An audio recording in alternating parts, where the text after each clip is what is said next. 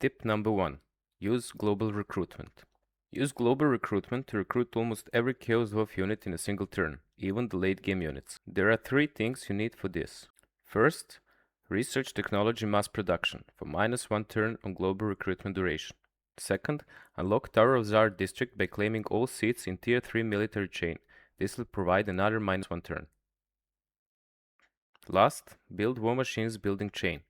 This building will provide -1, -2, or -3 turns to global recruitment in a region, at tier 2, 3, and 5 respectively. Just don't forget that War Machines building is local region, not local province. Overall, you can reduce global recruitment duration down to -5 turns, which is way faster than what you can get if you only recruit locally. For instance, once you research mass production and build grand manufactory, you will now have -3 turns in a local region. Now you can get in 1 turn units which would otherwise take 4 turns to recruit globally or 2 turns to recruit locally. As you can see, it's way faster than what you can get by recruiting locally.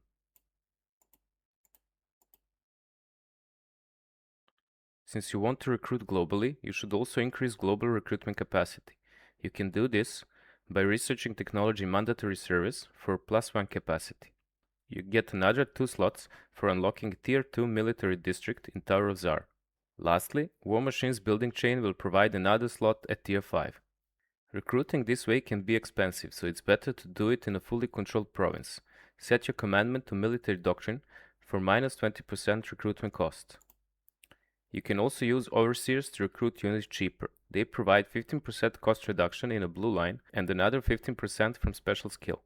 Technology mandatory service cuts the costs by another 10%. Overall, you can recruit 60% cheaper. Tip number 2. Unlock army abilities. Chaos Dwarf's army abilities will instantly boost all of your armies.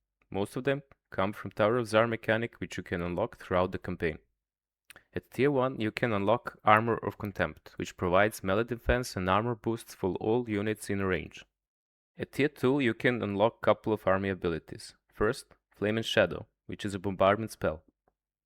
Second, Blood and Fireborn, which summons Kadai Fireborn unit. Next one is Wrath of Tsar.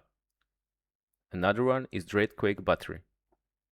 At tier 3 you can unlock Doom of Hashut, which is another bombardment spell.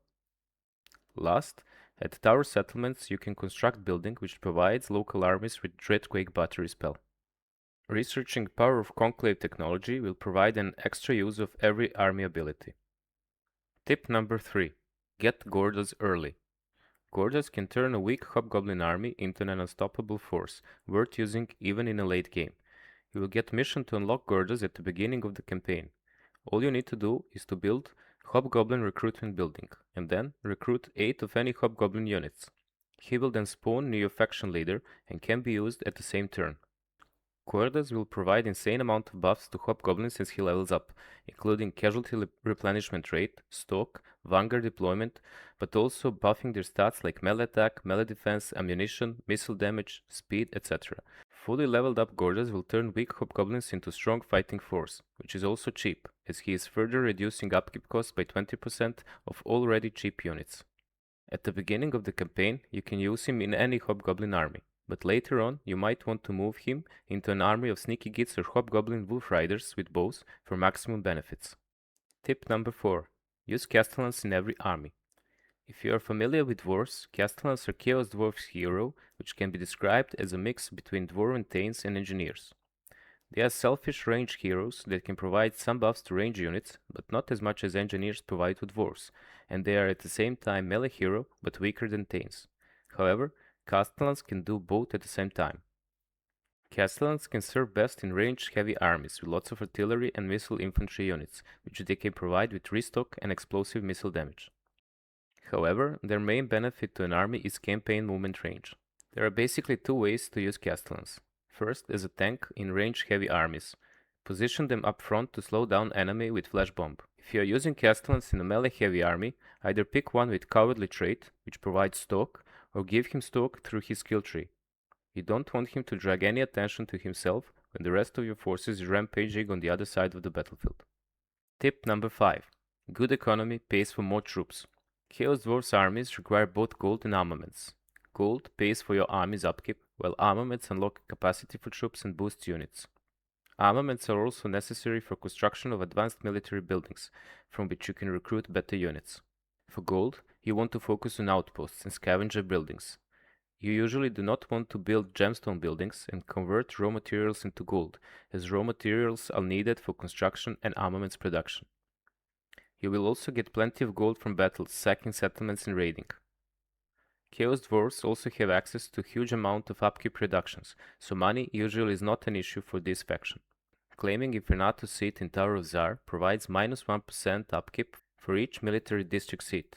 In Tech Tree, you can get another minus 5% for all armies and minus 10% for laborers and hobgoblin units. There are also landmarks that provide upkeep cost reduction, like the one in Volary, which provides minus 15% for hobgoblin units. Another such building is in Iron Storm, which provides minus 5% upkeep for artillery and war machines. Certain legendary lords can provide further upkeep cost reduction. Astragot is reducing Bull Center Render's upkeep by 20%. Castellan's non-ethical trait can reduce by 10% upkeep cost of Infernal Guard. You can stack this trait to further reduce upkeep cost of Infernal Guard. Chaos Dwarfs also do not suffer from supply lines penalty, so you can use as many lords as you want, leading armies or just following your armies as extra units. You can pick up many different upgrades in Hellforge for your units, however all of them require armaments. Armaments come from factories, as well as iron and timber.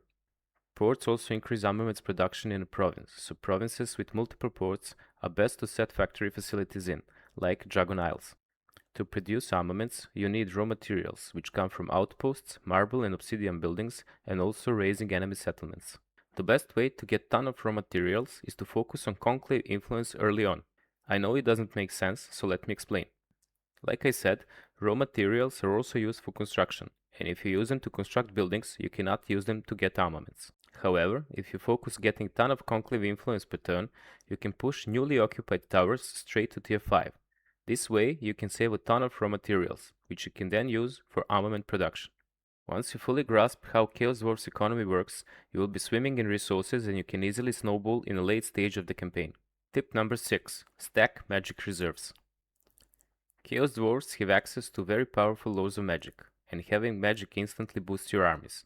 But their reserves entirely depends on winds of magic in the region, since Chaos Dwarfs do not have channeling stance. This means your reserves can be capped at maximum if you are lucky, or be depleted in a few turns if you are not. However, you can counter negative effects in your campaigns through various stacking buffs. Here are all tricks you can use to boost your magic pools. In Tower of Tsar, you can claim seat, which will provide each of your armies with 2 magic power reserves per turn. Every sorcerer lords can get Thirst for Magic skill, which will provide 3 magic reserves per turn. You should always try to have at least 1 sorcerer in each army. And that's it, 6 campaign tips to boost your armies in Chaos Dwarfs campaigns. Hope you liked it, hope you learned something, and I'll see you in the next one. Bye.